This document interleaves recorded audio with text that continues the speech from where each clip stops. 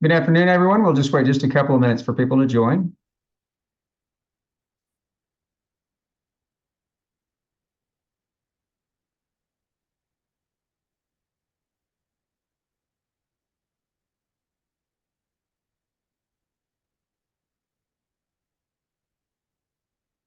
All right, we will get going. Good afternoon. This is Josh Stripmatter.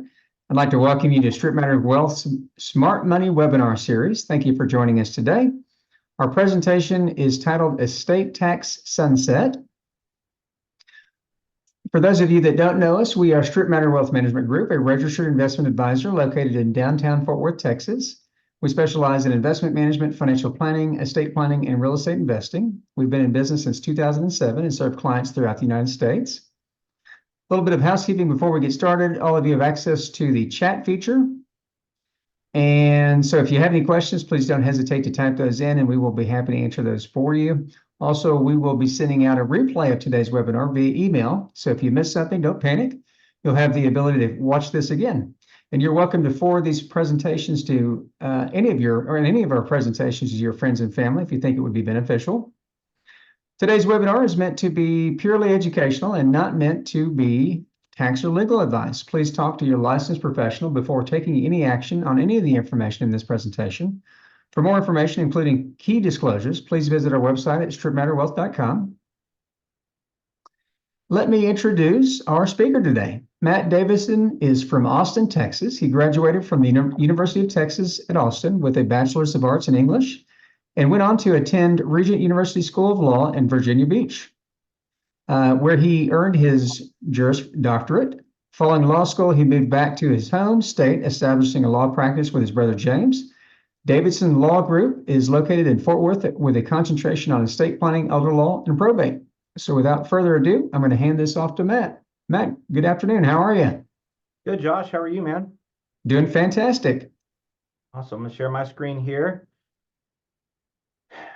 I appreciate Josh having me on these events. I enjoy education. I know Josh does too. I hope you guys enjoy the presentation today.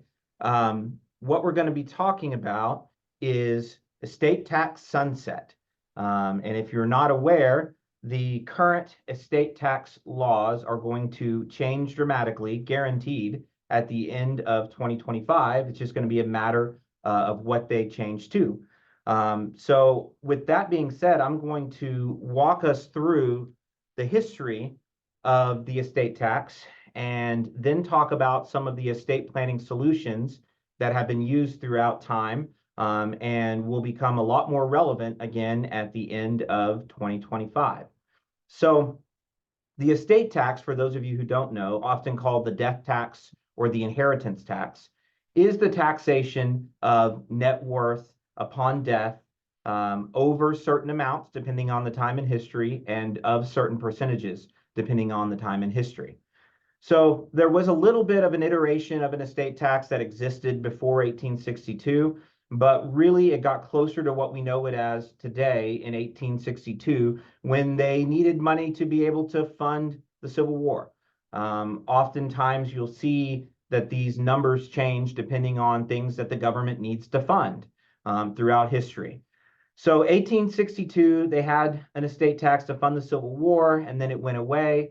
And then in 1916, when we got the notorious income tax, we also got the estate tax more like how we know it today. And in 1916, the number that the government said that you could die with before they taxed it was $50,000. This is known as an exemption. And then they taxed anything above that at 10%. And then throughout time, it bumped up a little bit. In the 20s, it bumped up to 100 grand, and they taxed anything above that at 20%. Then in the 70s, it went up into the 150,000-ish, and they taxed anything above that at, get this, 70%. And then in the 80s, things started to change a little bit. They bumped up the amount that you could die with before they taxed it into the 200s, into the 300s. They lowered the percentage that they taxed it down into the 50s. Then we get into the 90s, and we got some major reform where it bumped up into 600,000s, And then they were going to tax anything above that at 55%. And then we get the George W. Bush era.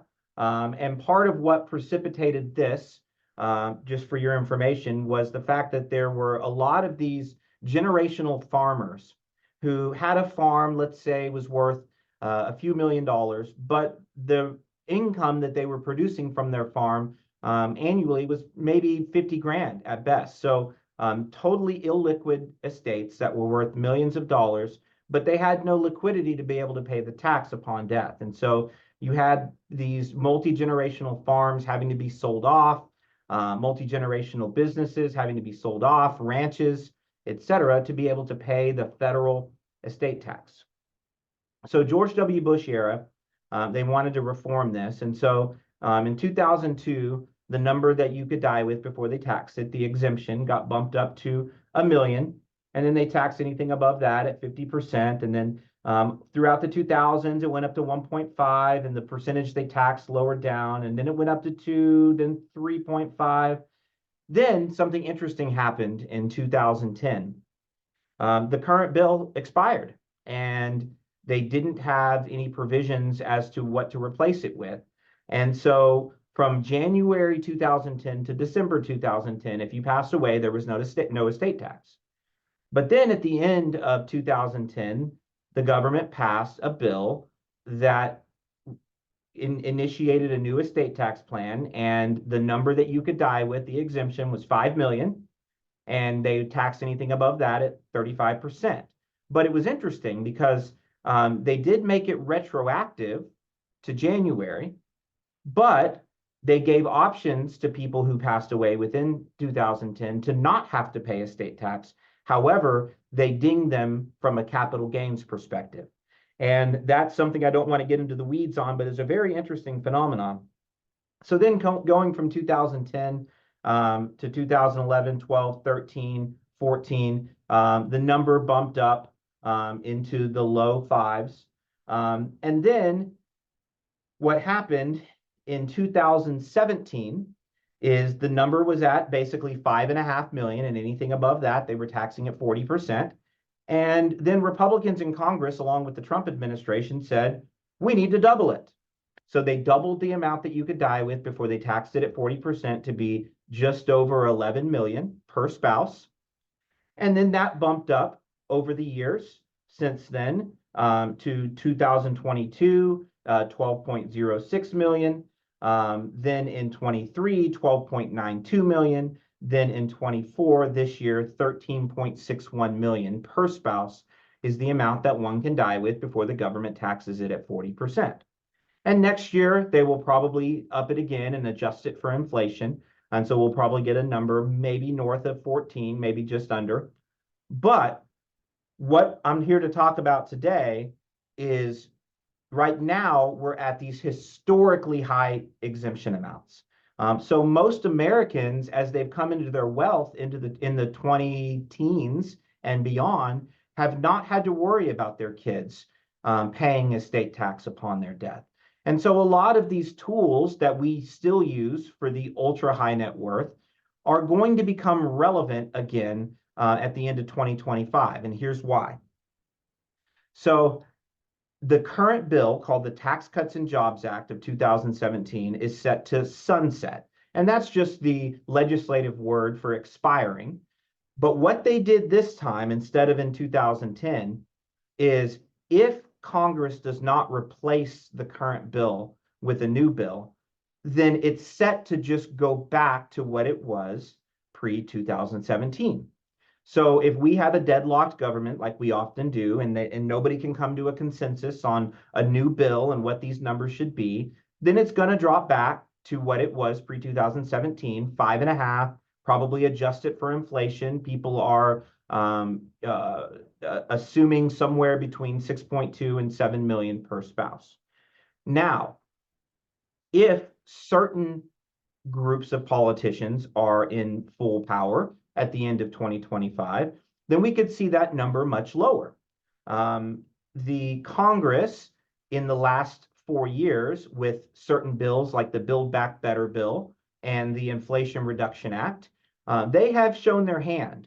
for what they would like the number to actually be. So much so that there were actually tax numbers in those bills, even though those bills had nothing to do with tax. You guys know how government works.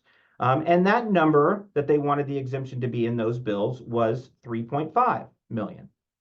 But certain politicians did not like those tax provisions in bills that had to do with infrastructure and inflation reduction, and so it got axed. But in doing so, they showed us what those politicians would like the number to be. So if those politicians are in power, then we could see it drop all the way down to 3.5 whenever there is a vacuum at the end of 2025. Now, certain groups of politicians have wanted the number to go down even further, 1.5. I wouldn't be shocked if certain politicians want there to be no exemption at all, and they tax all net worth upon death at a certain percentage.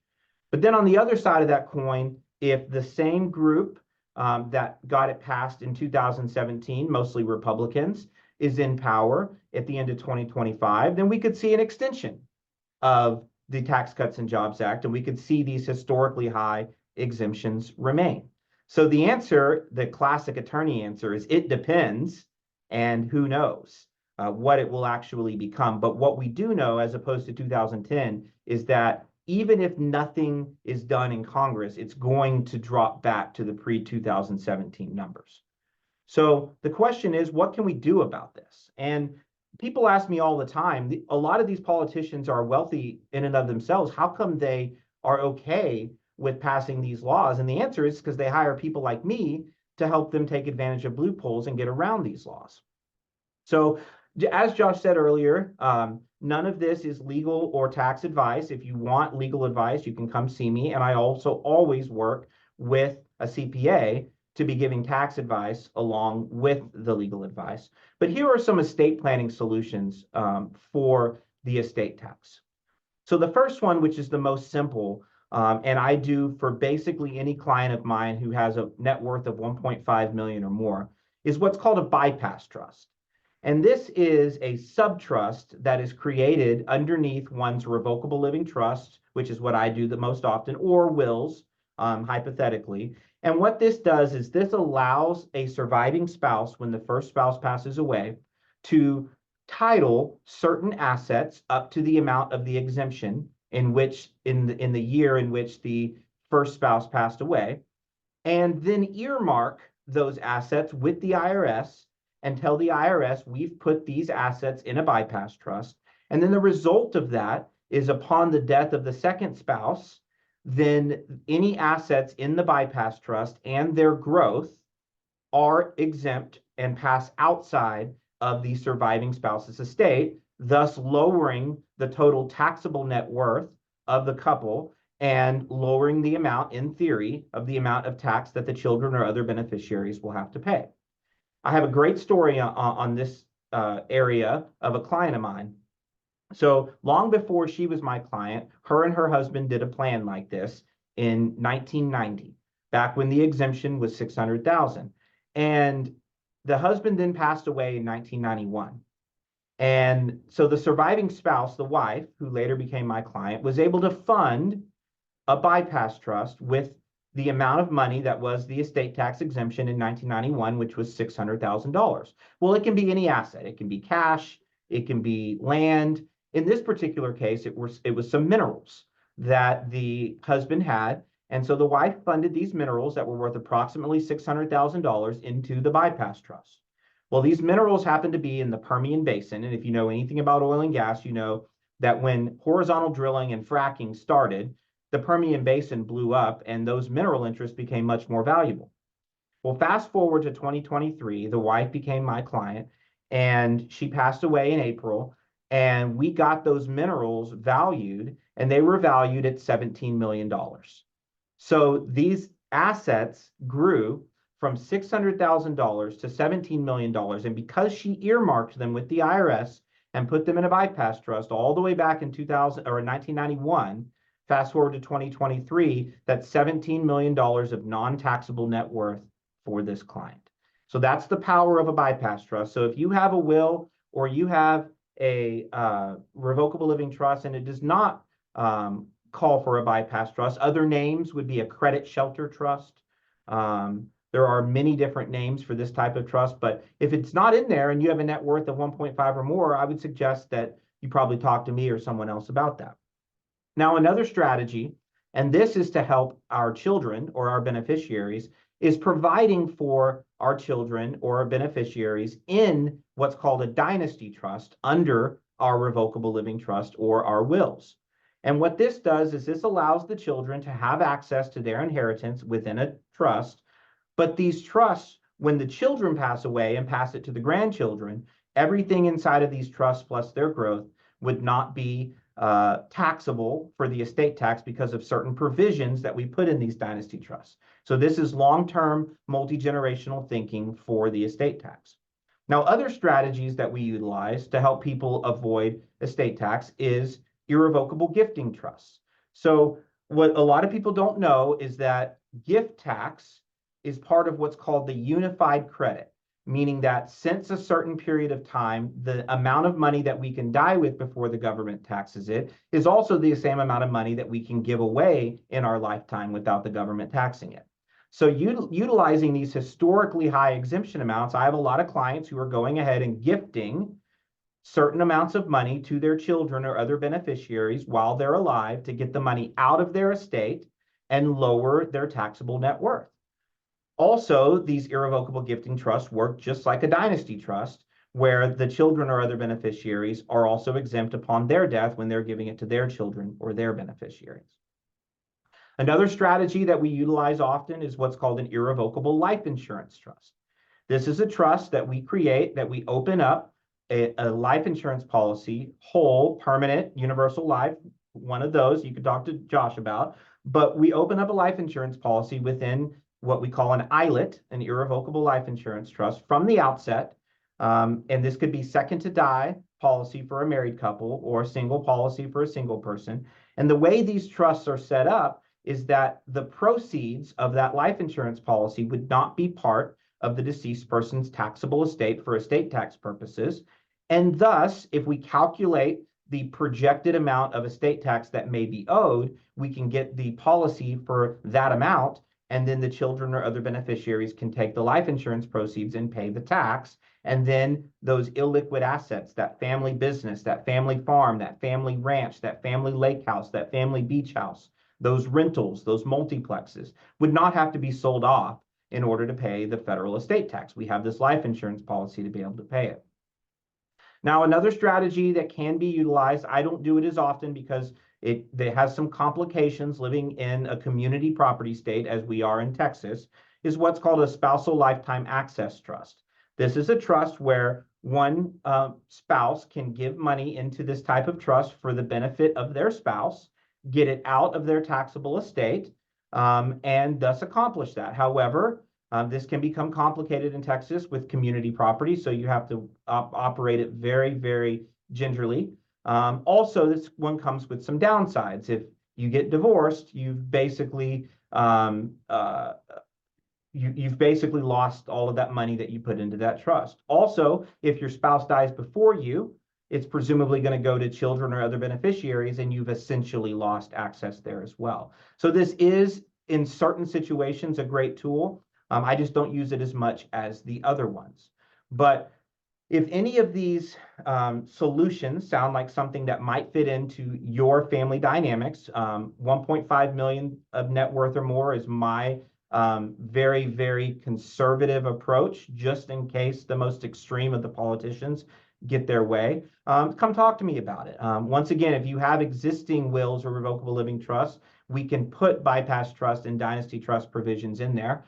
And if your net worth is to a place where you're very concerned about having to pay 40% over, presumably it's going to be 5.5 or lower at the end of 2025, then these other three types of trusts are very, very good options to at least explore and take a look at. So if you have any questions, here's all of my information. I'll hand it back to Josh. I don't know if there are any questions in the chat because I've been sharing my screen. But if there are, we can take a look at those here. None so far. So folks, if you have questions, be sure and type those into the chat. and Matt will be happy to answer those for us today. I've got a couple questions for you, Matt. Okay. So, um, we have this change happening, this sunset happening in the end of 2025. And so the timeline is getting shorter, right? And so we've really just got a couple of years of where we can use gifting up to the annual exemption, which is now 18,000 per person, to take advantage of that annual gifting exemption amount. We're recommending to clients who are potentially going to have this issue is to take advantage of those immediately now at the very minimum. And so are you guys talking about that with your clients in terms of if you haven't thought about gifting, now might be a good time to start gifting? Yes, absolutely. So just to piggyback on what Josh said, I mentioned that there is a lifetime gift exemption that you can give before they tax, which always follows the estate exemption. So this year it's 13.61 million, but there's also an annual amount that you can give away that you don't even have to report and you don't have to subtract it from your lifetime amount. And that is 18,000 per spouse, per child, or per beneficiary. So yes, at a minimum, I'm advising my clients to give that annual amount where they don't even have to file a return. But I'm also prompting them to give higher amounts and taking advantage of the historically high lifetime amounts, because the lifetime amount that we can gift away is going to change at the end of 2025 as well. So yes, at a minimum, the annual exclusion of 18,000 per spouse per child, but also if there's a family business that's worth $10 million, it might be the time to go ahead and hand over the keys to Junior, right? That was actually going to be my next question, Matt, is for business owners, what should they be thinking about?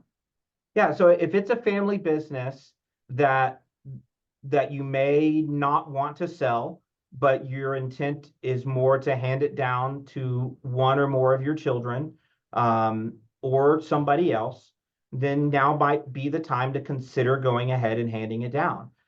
Because if we get that 3.5 number and then two spouses, they can only have 7 total exemption, and then one passes away or tries to gift it away after 2025, then there's going to be a taxable amount of 3 million in my $10 million business value scenario. So it's a very intricate process that needs to have lots of consultation.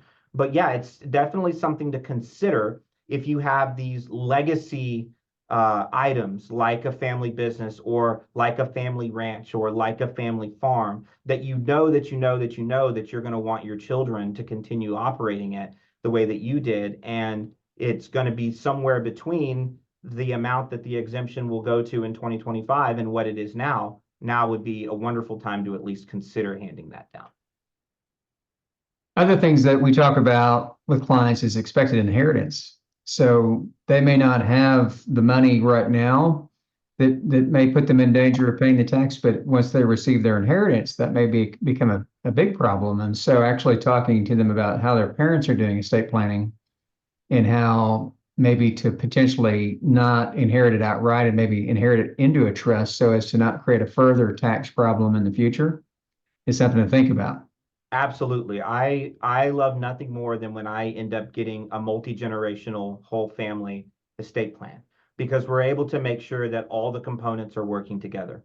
And as you stated, Josh, if parents are going to give you $5-10 million and they're going to give it to you outright, they're not doing you any favors, because it's just going to be added to your net worth whenever you pass away. And so we actually ask about anticipated inheritances in our questionnaire, as part of thinking about net worth.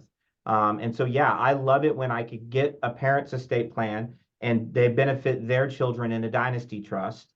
And then I do the children's estate plan where they benefit their children in a dynasty trust of their estate, and then also exercise the power of appointment over the dynasty trust that they got from their parents to give to their children. Now we've gotten 3 generations of some estate tax protection at the very least.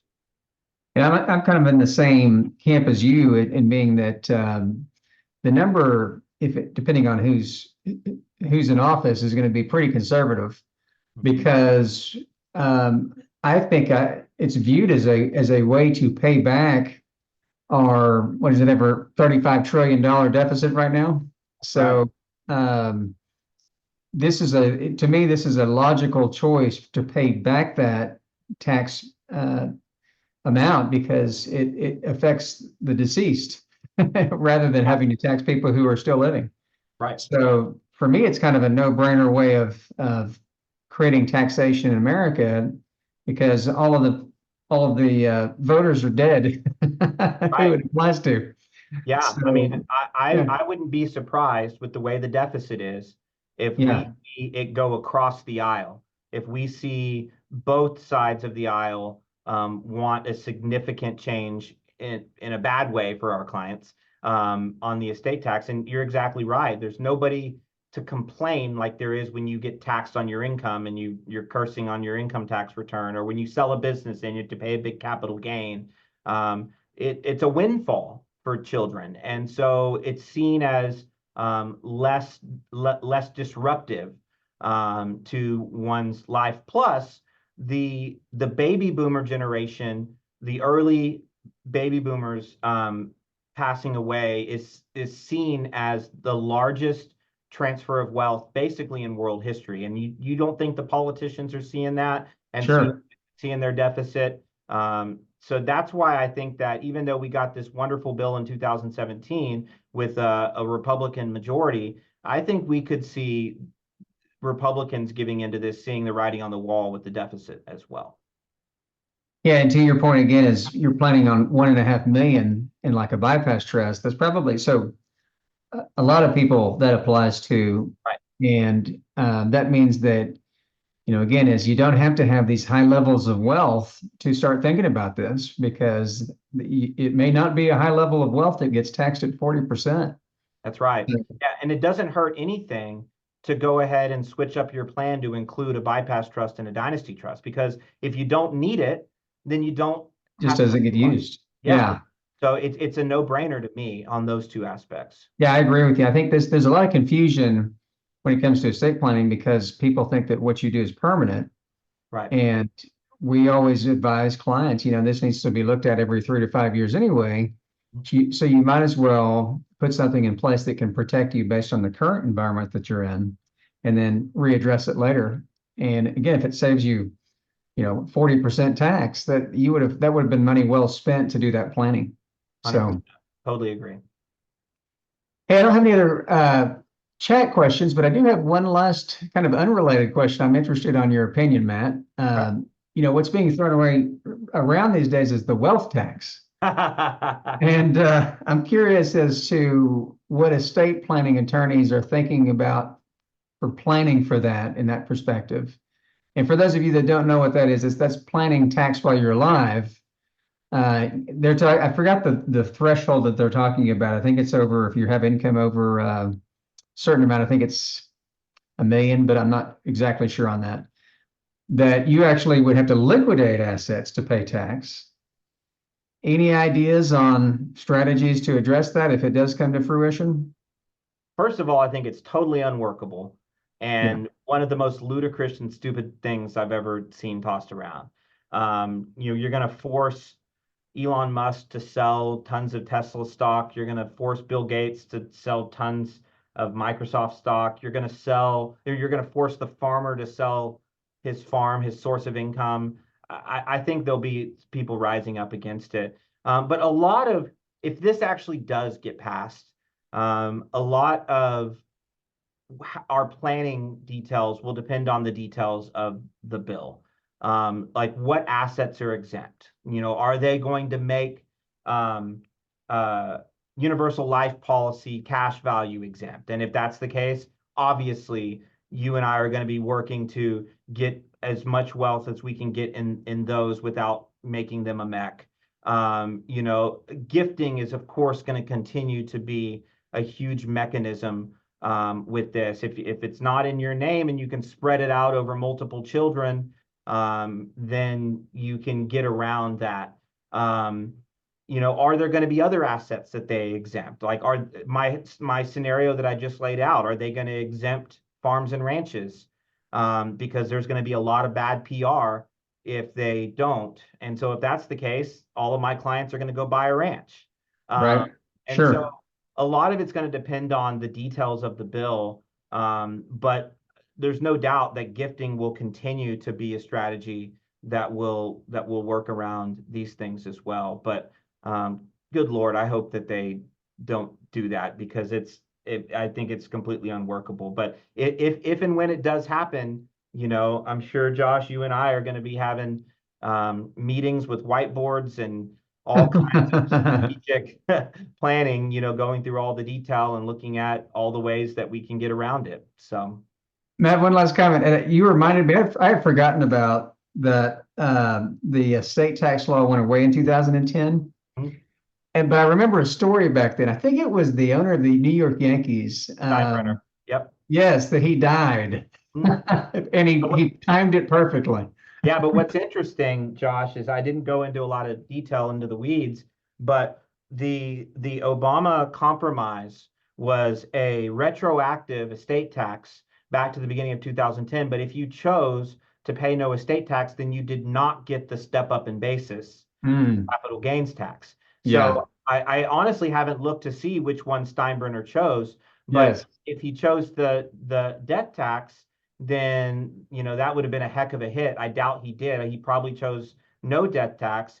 But then that means that when his kids sold off parts of the Yankees, because I think Patrick Bet David bought parts of the Yankees and other people bought parts of the Yankees, well, they were going to have to pay capital gains tax on their father's basis Yeah. rather than on their basis. So that's kind of the compromise, which I found that to be really interesting. That But is interesting. Yep. Steinbrenner did pick the right year. I totally forgot about that. Well, very good. Well, Matt, hey, thank you so much for your time. We appreciate the great information, and we look forward to seeing you again sometime soon. Absolutely. Thank you, Josh. Thank you, everybody. Thank you. Bye-bye. Bye bye.